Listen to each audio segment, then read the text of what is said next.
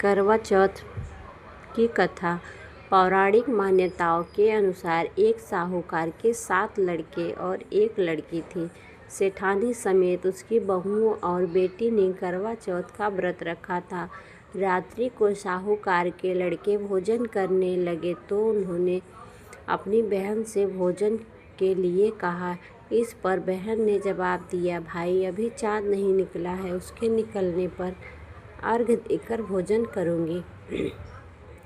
बहन की बात सुनकर भाइयों ने क्या काम किया कि नगर से बाहर जाकर एक अग्नि जला दी और छलनी ले जाकर उसमें से प्रकाश दिखाते हुए उन्होंने बहन से कहा, बहन चाँद निकल आया है, अर्घ देकर भोजन कर लो। यह सुनकर उसने अपनी भाभियों से कहा, ओ तुम भी चंद्रमा को अर्घ देकर लो, परंतु वे इस कांड को जानती थी, इसलिए उन्होंने कहा, बाई जी अभी चाँद नहीं निकला है, तेरे भाई ने तेरे साथ धोखा करते हुए अग्नि का प्रकाश छलनी से दिखा रहे हैं।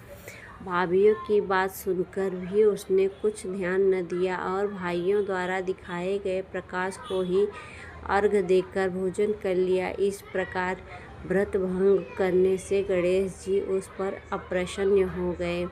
उसके बाद उसका पति सख्त बीमार हो गया और कुछ घर में था उसकी बीमारी में लग गया।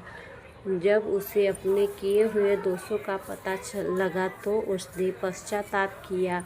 गणेश जी की प्रार्थना करते हुए विधि विधान से पुनः चतुर्थी का व्रत करना आरंभ कर दिया। श्रद्धानुसार सबका आदर करते हुए सबसे आशीर्वाद ग्रहण करने में ही मन को लगा दिया। इस प्रकार उसकी श्रद्धा भक्ति सहित कर्म को देखकर भगवान गणेश उस पर प्रसन्न हो गए और उसके पति को जीवन दान देकर उसे अयोग्य करने के पश्चात धन संपत्ति से युक्त कर दिया। इस प्रकार जो कोई छल कपट को त्याग कर श्रद्धा भक्ति से चतुर्थी का व्रत करेंगे उन्हें सभी प्रकार का सुख मिलेगा।